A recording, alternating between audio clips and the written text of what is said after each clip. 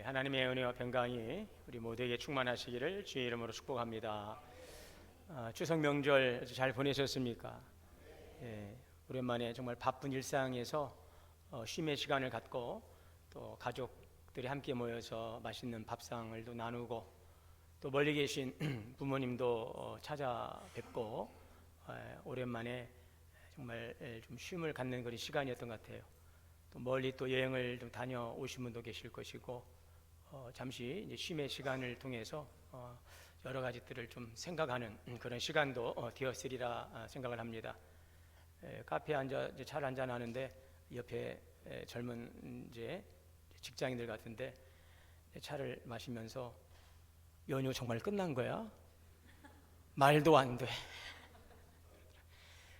아마도 이제 직장 생활 하시는 분들 같아요. 이렇게 잠깐 들은 이야기가 이제 직장 생활 하시다가 얼마나 여러분 일주일 좋은 시간이었습니까?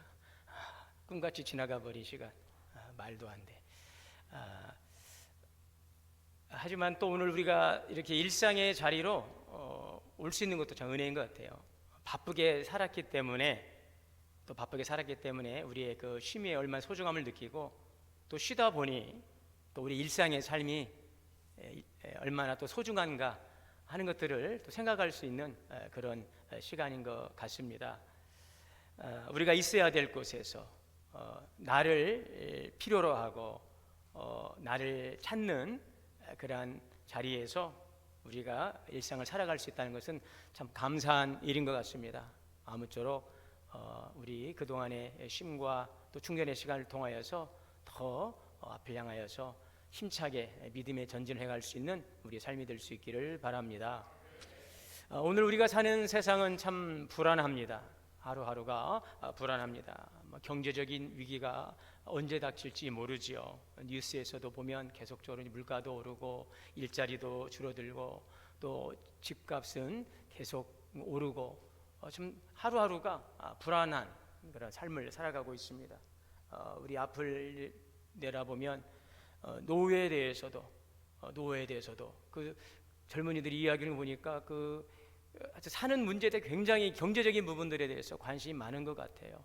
집을 마련해야 된다는 이런 이야기들, 뭐 어디에 아파트가 얼마더라, 너는 샀냐, 나는 대출을 받았다, 막 이런 이야기를 하면서 정말 치열하게 살아가는. 그래서 우리의 인생의 그 미래에 대해서 우리 연세 드신 분들은 또 그 삶의 그 미래에 대해서, 또 우리 젊은이들은 또 앞에 그 미래에 대해서 우리가 참 잠 못 이루는 그러한 날들이 많이 있습니다. 사람들은 이런 불안한 시대 속에서 좀 더 미래를 보장하기 위해서 어떠한 안전 대책을 세우고, 그래서 돈을 더 모아 저축도 하고 어떤 여러 가지 보험을 가입하기도 하고 어떤 사회적인 그 안전 장치를 마련하려고 애쓰고 있습니다. 나름대로 자기의 위기 관리 체계를 준비하고 또 미래를 준비하는 그런 분주한 그런 모습들을 보지요. 그만큼 우리 미래가 불확실하고 불안하다 하는 반증이 아닌가 생각을 합니다. 여러분, 이런 것들은 참 지혜로운 것이고 분명히 필요한 것들입니다. 그러나 그럼에도 불구하고 여러 우리가 어떤 안전 시스템을 만들고 나름대로 무언가를 준비하고 대책을 강구하지만 우리 안에 찾아온 이 두려움과 이 불안은 완전히 잠재울 수가 없다는 사실입니다. 이러한 인간의 그 근본적인 두려움과 이 불안을 어떻게 할 것인가, 그 질문에 대해서 오늘 시편 91편은 우리에게 큰 위로와 힘을 주고 있습니다. 오늘 성경은 말씀합니다. 하나님의 품 안에 거하는 삶을 살아가라. 하나님의 품 안에 거하는 삶이 가장 안전하고 평안하다라고 오늘 말씀하고 있습니다. 1절에 지존자의 은밀한 곳에 거주하며 전능자의 그늘 아래 사는 자여. 여기서 지존자라고 하는 히브리어 엘리오는 모든 것에 위에 계신 높으신 하나님, 곧 우주 만물을 다스리시는 주관자이신 하나님을 말씀하고 있지요. 단순히 이 모든 만물을 창조하실 뿐만 아니라 이 피조 세계를 다스리시는 하나님이십니다. 그 하나님께서 은밀한 곳, 즉 숨겨진 피난처입니다. 외부의 공격이 우리를 미치지 못하는 이 안전한 처소, 이것이 바로 은밀한 곳입니다. 광야 속에서도 원수가 손을 댈 수 없는 가장 안전한 은밀한 보호처가 바로 은밀한 곳이 되겠습니다. 전능자의 그늘 아래라고 했습니다. 모든 능력과 보호의 근원이 되시는 하나님의 이름이지요. 창세기에서 보면 하나님께서 아브라함과 이삭에게 나타나셔서 당신을 계시하실 때 전능하신 하나님이라고 나타내셨던 하나님의 이름입니다. 그 전능자의 그늘 아래 뜨거운 태양과 메마른 광야 한가운데서 생명을 지켜내는 그 쉼터를 의미하고 있지요. 즉 하나님의 그 위로와 보호를 은유하고 있습니다. 그래서 오늘 이 말씀, 지존자의 은밀한 곳에 거주하며 전능자의 그늘 아래라고 하는 이 말씀, 시편의 고백은 인생의 광야 한복판에서 참된 피난처와 쉼은 오직 전능하신 하나님의 그늘 아래 있다라는 고백이 되겠습니다. 그렇습니다, 여러분. 우리의 인생은 광야여도 같습니다. 위협과 불안이 늘 곁에 있어요. 광야는 길이 분명하지 않습니다.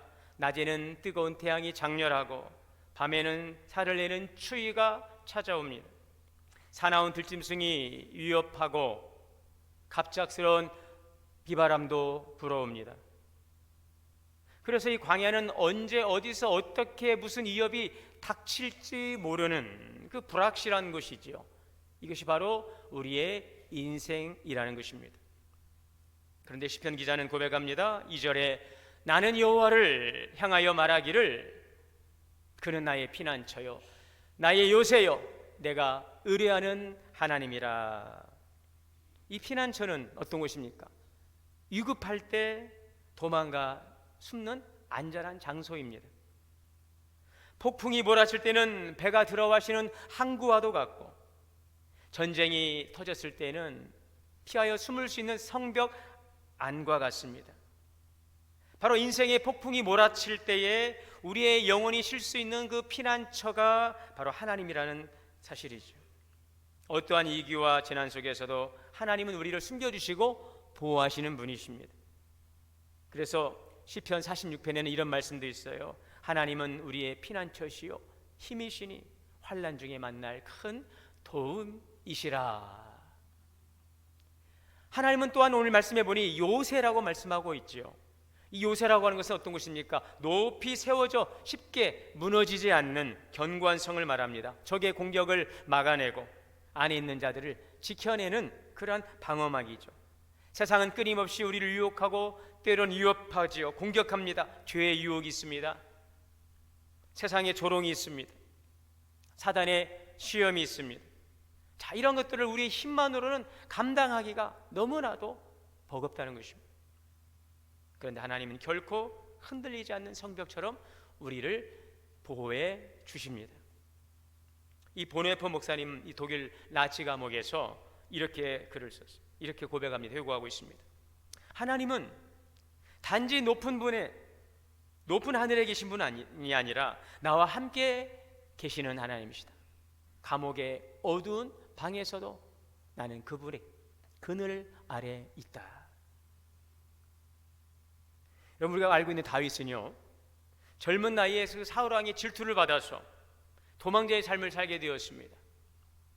골리앗과 군대가, 이 사울의 군대가 그를 끝까지 추격합니다. 다윗은 10년 동안 사울의 추격을 피해서 광야로 들로산으로 도망다닙니다. 그런 가운데 이 아둘람이라고 하는 동굴에도 들어가 숨게 되고요, 그 엔게디 광야의 그 동굴에도 들어가 숨게 되고요, 그 동굴은 그를 숨기는 은신처였지요. 그러나 그곳은 편안한 집이 아니었습니다.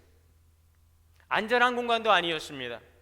차가운 바람이 들어오고 언젠가는 들이닥칠 모르는 그 위협이 항상 늘 도사리고 있던 곳이 그 다윗이 피했던 그 광야의 동굴이었어요. 적이 들이닥치면 더 이상 안전할 수 없는 곳입니다. 그러나 그가 숨을 수 있고 피할 수 있었던 것은 그의 동굴이 아니었어요. 그를 지켜주셨던 하나님께서 그의 은신처가 되어 주셨다는 사실입니다. 그래서 다윗은 그의 인생의 여정을 돌아보면서 내가 그때 아둘람 동굴이 내가 그때 그 엔게디 광야 그 동굴이 나의 은신처였지라고 고백하지 않죠. 시편 18편에 보면 그 인생을 돌아보면서 나의 힘이 되신 여호와여, 내가 주님을 사랑합니다. 주님은 나의 반석이시요 나의 요새이시요 나의 피할 바위가 되어 주셨습니다. 그 동굴 그 광야가 아닌 하나님께서 그의 요새가 되어 주셨고 그의 은신처가 되어 주셨다라고 고백하고 있죠. 하나님은 광야 같은 우리의 인생 가운데 우리를 홀로 내버려 두지 않습니다. 마치 어린 새끼를 어미새가 품고 있는 것처럼 우리는 하나님의 그 날개 안에서 보호받을 수 있습니다. 나를 헤아려는 그 대적자의 그 서슬퍼런 눈빛이 번뜩이지만 하나님이 가리워주신 그 그늘 속에서는 그의 시선이 닿을 수가 없는 것입니다. 세상은 안전한 장소를 찾아 헤매입니다. 더 튼튼한 성, 더 높은 성벽, 더 깊은 동굴을 찾아 헤매입니다. 돈이 있으면 안전하다고 생각하고 또 건강이 있으면 괜찮다고 생각하고 권력과 지위가 있으면 나를 지켜낼 수 있다라고 생각합니다. 그러나 현실은 어떻습니까? 이 물질도 한순간에 사라질 수도 있고 우리의 건강도 예기치 않게 무너질 수 있으며 우리의 권력 또한 시드는 꽃처럼 열을 가지 못하는 꽃처럼 시들어버린 것이 이 세상의 권력이죠. 세상의 안전은 언제든지 무너질 수 있다는 사실, 세상의 안전은 그래서 불안전할 수밖에 없다는 사실을 깨닫게 됩니다. 여러분, 그러므로 우리의 안전은 어떤 상황이 나아지는 데 있지 않다는 사실을 기억해야 되겠습니다. 초대 교부였던 어거스틴은 이렇게 말했습니다. 우리의 영혼은 주 안에서 안식할 때까지는 결코 쉼을 얻지 못한다. 여러분, 행복이 무엇입니까? 결국은 행복은 평안이에요. 기쁨이지요. 우리는 그 행복을 찾아서 마치 그 파랑새를 찾아 나선 이처럼 행복을 찾아가는데 그 행복은, 우리가 바라고 있는 그 행복은 평안과 기쁨이지요. 오늘 우리의 영혼은 어디에서 행복할 수 있을까? 하나님을 만날 때까지는, 주님이 주시는 안식을 우리가 누리기 전까지는 결코 쉼을 얻을 수 없다는 사실. 그러므로 성도는 누구입니까? 성도는 하나님 안에 거하는 사람입니다. 할렐루야. 명절이 길어서 아주 회복 중에 계신 것 같아요. 제가 다 이거를 좀 감안하고 오늘 말씀을 준비했어요. 이 일주일 동안 쉬고 막 기름진 거 드시고 맛있게 먹고 정신하다가 교회 오면 얼마나 이 말씀 듣기가 버겁겠습니까? 저는 명절에도 쉬지 못하고 말씀 준비하느라고 종일, 또 제가 다음 주에 우리 또 서울 장로회에서 해마다 개최하는 성서 연구 강좌를 저에게 강의를 부탁해서 그거 준비하느라고 설교 준비, 주일 설교 준비하고 강의 준비하느라고 어디 가지도 못하고 그냥 책상 옆에 앉아서 계속 이러고 있었습니다. 저는 또 그게 쉬는 시간이지요. 그러면서도 주일 말씀을 생각하면서 어떤 말씀을 드려야 될까? 야, 일주일 쉬고 오셔가지고 정신없으실 텐데 좀 부드러운 죽을 좀 드려야 되겠다. 피곤하고 지쳐 계실 텐데 좀 안식할 수 있는 말씀을 드리면 좋겠다 하면서 이제 기도하면서 하나님 어떤 말씀을 해야 될까? 이 말씀, 저 말씀 찾는 가운데 오늘 말씀을 정했어요. 오늘은 쉬는 시간이니까 주무셔도 됩니다. 그래도 아멘을 하시기 바랍니다. 주무시더라도 아멘을 하시기 바랍니다. 정신을 좀 놓더라도 아멘 하시기 바랍니다. 예수님이 누구요? 할 때 예수님은 나의 구주이십니다. 주무십시오. 그래도 아멘을 하시기 바랍니다. 여러분, 성도는 누구입니까? 하나님 안에 거하는 사람입니다. 날마다 주님을 의지하며 주님의 품 안에 머무는 사람이지요.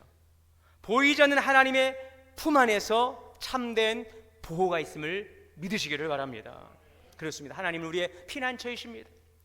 요새이십니다. 하나님의 품 안은 참된 평안입니다. 오늘 3절입니다. 이는 그가 너를 새 사냥꾼의 올무에서와 심한 전염병에서 건지실 것이미로다. 그가 너를 그의 깃으로 덮으시리니 내가 그의 날개 아래 피하리로다. 새 사냥꾼의 올무는 보이지 않게 숨겨둔 덫을 말하고 있습니다. 새가 모르고 날아가다가 그 덫에 걸립니다. 우리 인생에도 예상치 못했던 그 함정에 빠집니다. 덫에 걸립니다. 심한 전염병, 인간의 힘으로는 막아내기 힘든 위협이지요. 눈에 보이지도 않고 이 막기도 어렵고 순식간에 사람을 쓰러뜨려 버립니다. 우리 지난 몇 년간 이 코로나라고 하는 거대한 전염병을 경험했습니다. 그때 여러분 어땠습니까? 언제 감염될지 모른다는, 이제는 다음은 내 차례구나, 내 차례가 언제 오나 조마조마 기다리다가 오면은 이제 내 차례구나. 그러면은 가족이 한 분이 걸리면 가족들은 이제 우리 차례다, 준비하고 있자. 여러분 참 끔찍하지 않습니까? 사람과의 만남도 끊어져 버리고 예배당에서 예배도 드리지 못하는 그 시간들을 우리가 보내왔어요. 얼마나 우리 인간이 그 연약한 존재인가 하는 것을 깨닫는 시간이었습니다. 우리는 누구도 나는 안전하다라고 자신할 수 없어요. 마음 놓을 수 없어요. 돈도 권력도 그 의학도 우리 안전을 보장해주지 못합니다. 우리를 붙잡는 것은 누구이십니까? 바로 하나님이신 줄 믿습니다. 눈에 보이지 않는 바이러스가 온 세상을 흔들 때에 정말 이제는 끝인가? 기독교의 그 미래는 희망이 없나? 라고 많은 분들이 염려하고 비관적인 이야기들을 많이 했어요. 그런데 이렇게 또 우리는 다시 모여 예배할 수 있게 되었어요. 여러분 얼마나 귀하고 감사한 일입니까? 그때는 그렇게 와서 예배를 드리고 싶어도 가면 안 되는 상황이었는데 이제는 시간이 지나고 나니 오라고 해도 또 여러 가지 또 상황에 의해서 오지 못하는 상황이 되었는데, 여러분 하나님의 보호하신 가운데 있음을 늘 감사할 수 있기를 바라고요.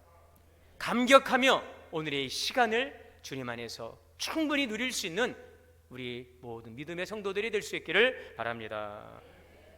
여러분 그런데 하나님의 건지심은 눈앞에서의 어려움만이 아닙니다. 하나님은 우리를 육체적인 질병에서만이 아닌 우리의 삶의 질고에서만이 아니라 더 크고 영원하신 구원을 우리에게 주신 것입니다. 바로 예수 그리스도의 십자가의 복음입니다. 죄로 말미암아 죽을 수밖에 없는 우리를, 죄와 그 사망의 권세에서 예수 그리스도께서 우리의 죄를 대속하심으로, 십자가의 죽으심으로 우리의 죄를 사하시고 부활하심으로 우리를 사망의 권세에서 우리를 해방시키신 줄 믿습니다.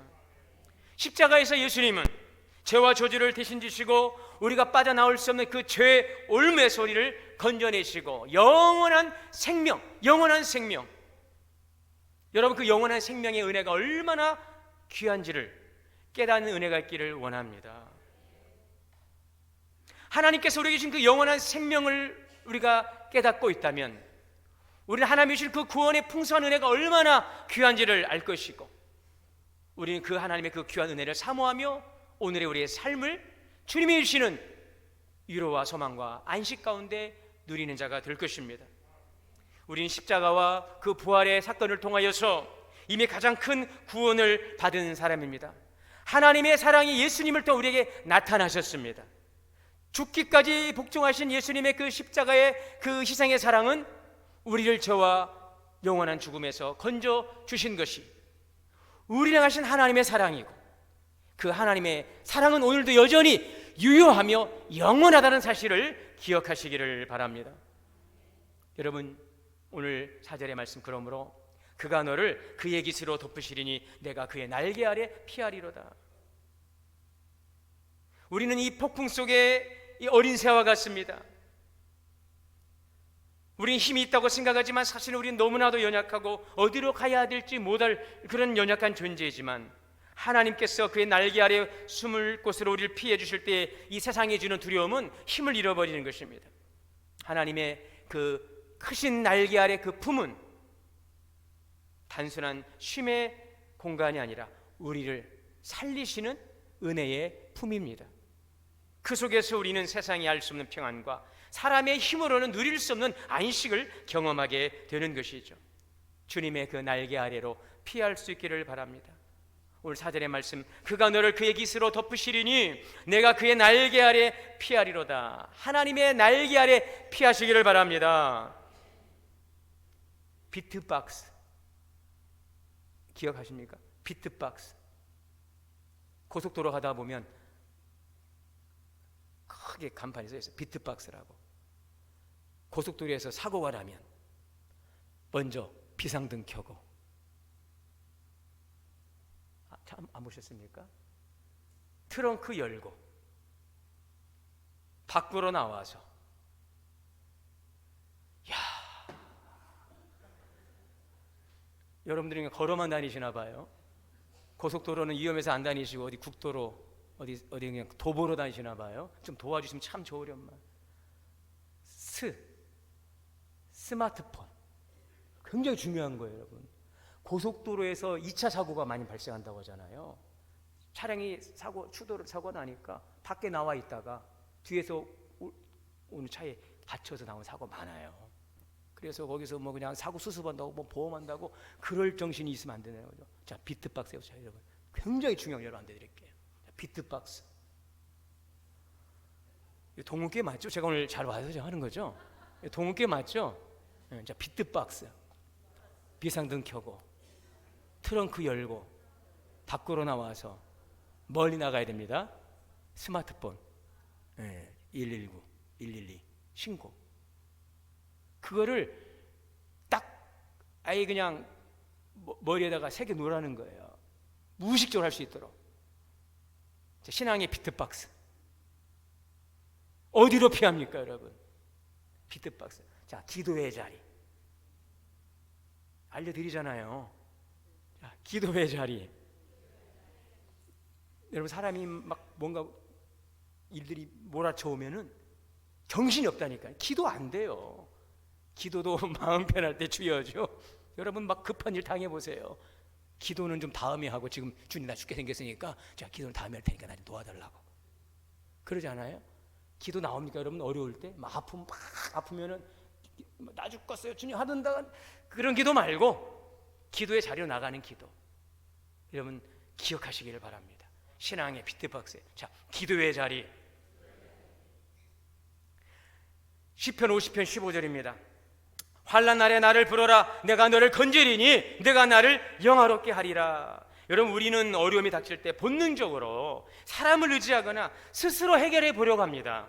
그러다가 더 두려움에 빠질 때가 많아요. 믿음의 사람은 환난과 두려움 속에서 제일 먼저 무릎을 꿇습니다. 기도의 자리로 나가는 것이 곧 주님의 날개 아래로 숨는 것임을 기억하시기를 바랍니다. 기도는 주님, 나는 내 힘으로 할 수 없습니다.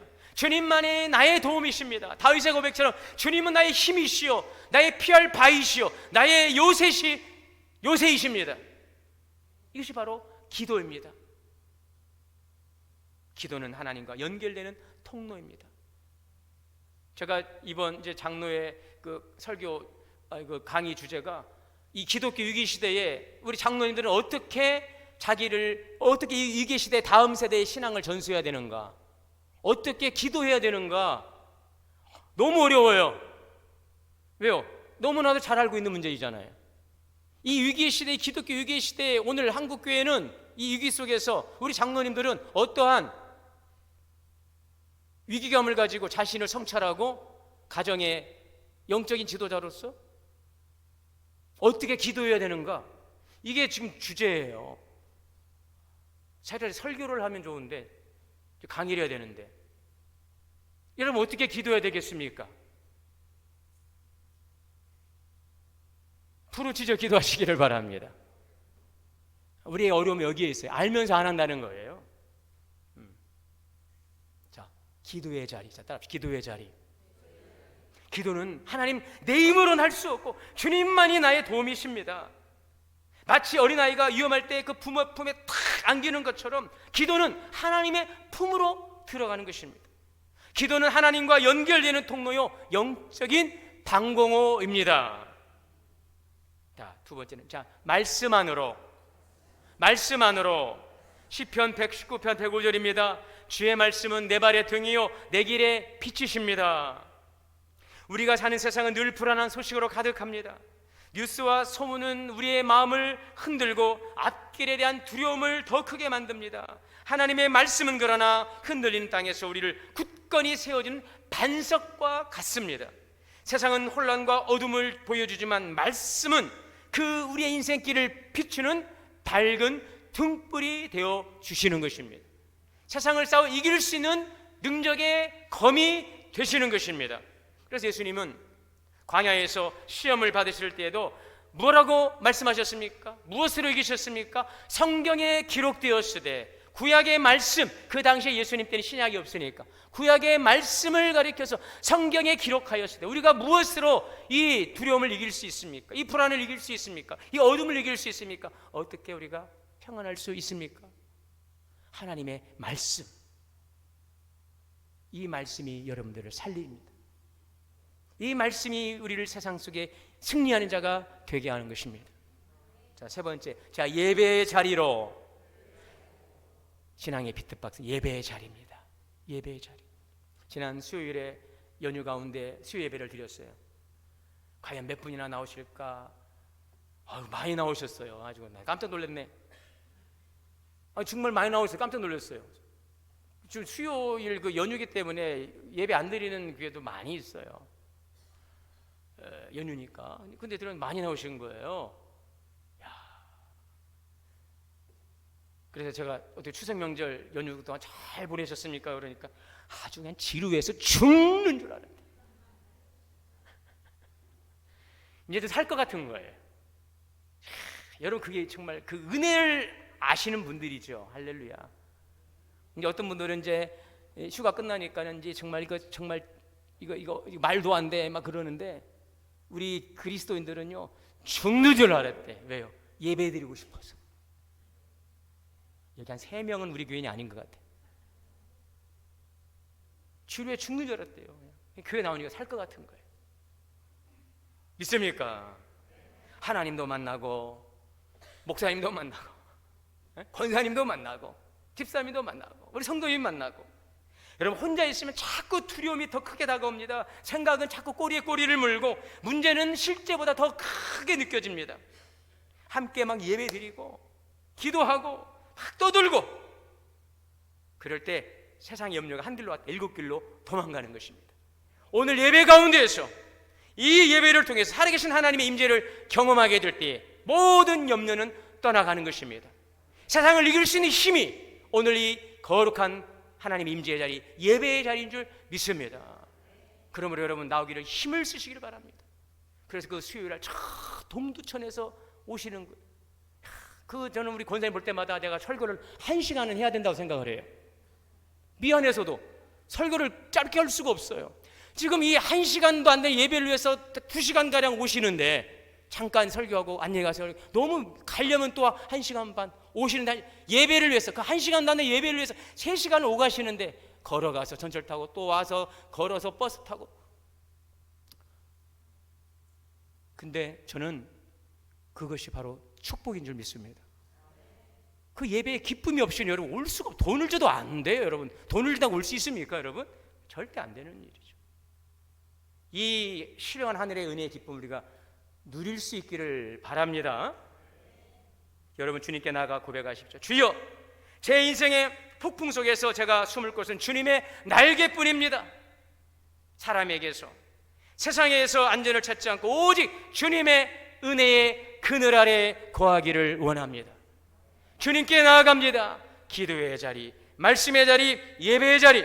여러분, 참된 평안은 상황이 바뀌는 데 있지 않습니다. 참된 안전은 하나님 품 안에 있습니다. 주님께 피하십시오. 주님께 나오십시오. 전능하시고 지존하신 하나님의 그늘 아래 거하심으로 참된 평안과 기쁨, 위로와 소망 속에 구원의 풍성함을 누려가는 우리 모든 성도들 되시기를 주님의 이름으로 축원합니다. 사랑과 은혜의 주님, 오늘도 주님의 날개 아래 거하는 그 은혜의 기쁨을 누리고 그 하나님의 구원의 풍성함을 누려가는 우리 성도님들 되게 하여 주옵소서. 한량없는 사랑과 은혜로 우리 이루어가시고 하나님 우리에게 힘을 주시고 우리의 삶을 책임져 주시옵소서. 우리 주 예수님의 이름으로 기도하옵나이다.